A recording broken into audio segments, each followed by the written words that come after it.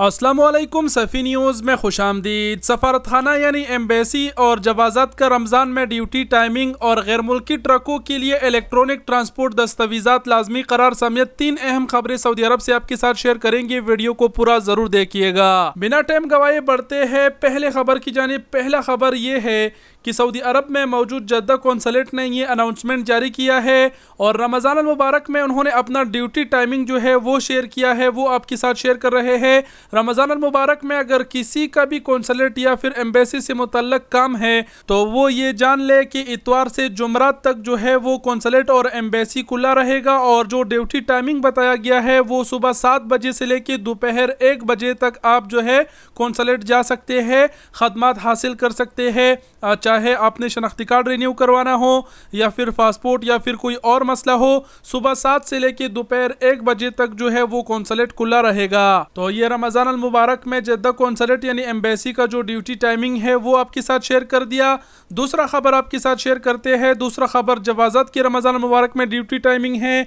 जवाज़ात ने अनाउंसमेंट जारी किया है और मुंतका अल रियाज में जो है जवाज़ात की जो ड्यूटी टाइमिंग बताई गई है वो सुबह 10 बजे से लेके दोपहर 3 बजे तक बताया गया है। लेकिन आप सबको बताते चले कि जवाज़ात की ड्यूटी टाइमिंग से आपका कोई ताल्लुक़ नहीं। जवाज़ात से अगर आपका कोई भी काम है तो कोई भी गैर मुल्की ये जान लो बराह रास्त जो है जवाज़ात नहीं जा सकता।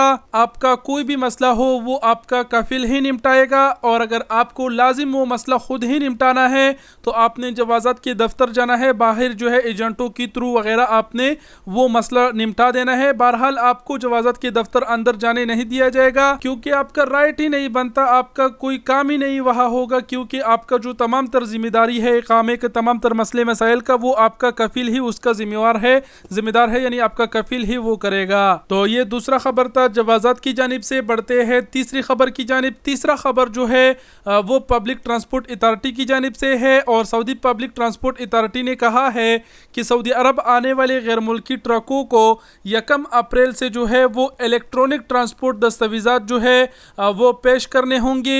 जितने भी दूसरे मुल्कों से जो गैर मुल्की ट्रक सऊदी अरब आ रहे हैं 1 अप्रैल का टाइम दिया गया है, ये आने वाला अप्रैल का टाइम दिया गया है कि जो है उनको इलेक्ट्रॉनिक ट्रांसपोर्ट जो दस्तावेज़ात है वो पेश करने होंगे।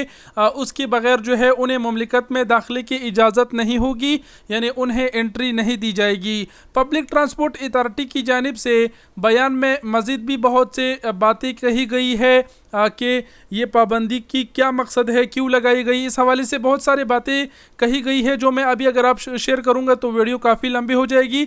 लेकिन बहरहाल हमने शॉर्टकट में आपको इस खबर से आगाह किया कि पब्लिक ट्रांसपोर्ट अथॉरिटी ने 1 अप्रैल से सऊदी अरब आने वाले तमाम तर गैर मुल्की ट्रकों पर इलेक्ट्रॉनिक ट्रांसपोर्ट दस्तावेज़ात की पाबंदी आयद कर दी है। तो ये तीसरा और आखिरी खबर था। तीनों खबरें हमने आपके साथ कवर किए। वीडियो देखने का बहुत शुक्रिया। अपना बहुत सारा ख्याल रखिएगा। अल्लाह हाफिज़।